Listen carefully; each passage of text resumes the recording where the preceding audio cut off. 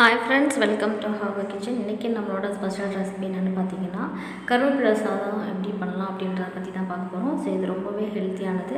So வாங்க இப்போ நம்ம எப்படி பண்ணுறதுன்னு பார்ப்போம். இப்போ ஒரு கடாயை எடுத்துக்கோங்க. கடாயை நல்லா சூடானதும் நெய் ஒரு 2 டேபிள் ஸ்பூன் விட்டுக்கோங்க.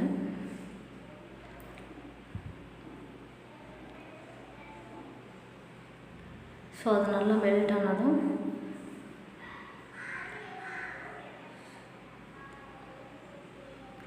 அது கூட நான் ஒரு 1.5 கப் அளவுக்கு வந்து கருவேப்பிலை உருவி நான் அலசி வச்சுருக்கேன். ஸோ அதை வந்து இந்த நெய் கூட சேர்த்து வதக்கிடுவோம்.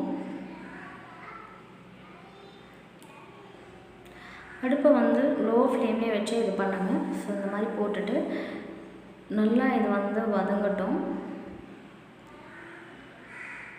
இந்த நெய்யிலே நல்லா வதங்கி ஒரு மாதிரி கிறிஸ்பியாக, அதாவது மொறுன்னு நம்மளுக்கு கிடைக்கும். ஸோ அந்த ஸ்டேஜில் வந்து நம்ம அடுப்பை ஆஃப் பண்ணிவிட்டு இதை வந்து நம்ம பொடியாக பண்ணிக்குவோம். ஸோ இது அடுப்பில் அப்படியே இருக்கட்டும்.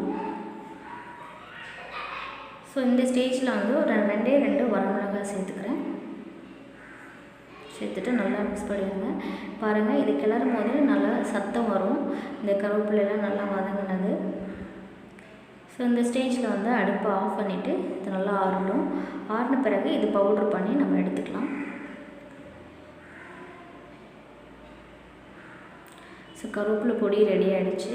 ஸோ இந்த மாதிரி பொடிச்சு எடுத்துக்கோங்க. ஸோ இதை தாளிக்கிறதுக்கு ஒரு கடாயை எடுத்துக்கோங்க.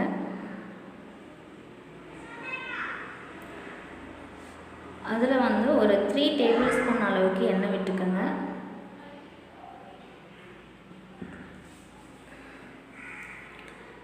எண்ணெய் நல்லா சூடானதும் ஒரு டீஸ்பூன் அளவுக்கு கடுகு சேர்த்துக்கோங்க. 2 டீஸ்பூன் அளவுக்கு கடலைப்பருப்பு சேர்த்துக்கோங்க. சேர்த்துட்டு நல்லா மிக்ஸ் பண்ணி விடுங்க.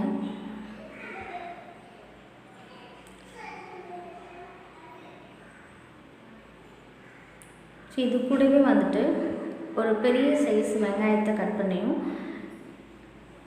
2 பல் பூண்டு சின்னமாக கட் பண்ணி இது கூட சேர்த்துக்கோங்க. ஸோ 2ஐயும் சேர்த்துட்டு நல்லா மிக்ஸ் பண்ணி விடுங்க. இது நல்லா வதங்கட்டும்.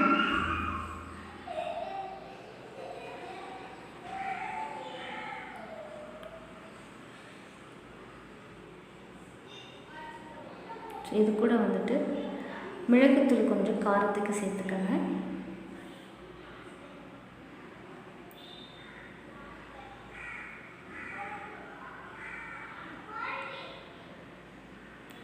இது நல்லா வதங்கினதும் நம்ம அரைச்சி வச்சுருக்க பொடியை சேர்த்துக்குவோம். அதுக்கு முன்னாடி இதுக்கு தேவையான அளவு உப்பு சேர்த்துக்கலாம். பொடிச்சு வச்சுருக்க கருவேப்பிலை பொடியை இது கூட சேர்த்துட்டு அடுப்பை ஆஃப் பண்ணிவிடுங்க. ஆஃப் பண்ணிவிட்டு இந்த மாதிரி மிக்ஸ் பண்ணி விடுங்க.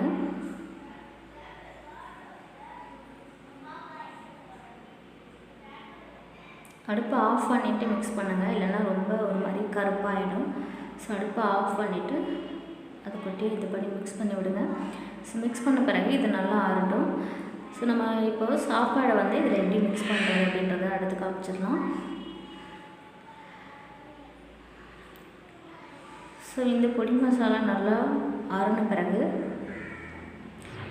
நான் சாதம் ஒரு 2 கப் அளவுக்கு நல்லா வடித்து வச்சுருக்கேன். ஸோ வடித்து ஆற விட்டு வச்சுருக்கேன். ஸோ இந்த மாதிரி நல்லா உதிரியாக இருக்கணும். இதுவும் நல்லா சூடு இல்லாமல் இருக்கணும். ஸோ இப்போ சாதமும் இதுவும் சேர்த்து ஒன்றா மிக்ஸ் பண்ணிவிட்டு நான் உங்களுக்கு காமிக்கிறேன். இப்போ பார்த்தீங்கன்னா கருவேப்பிலை சாதம் சூப்பராக ரெடி ஆகிடுச்சு, நல்லா உதிரியாக. இதை நீங்கள் வீட்டில் ட்ரை பண்ணி பார்த்துட்டு எப்படி இருக்குன்னு கமெண்ட் பண்ணுங்கள். தேங்க்யூ.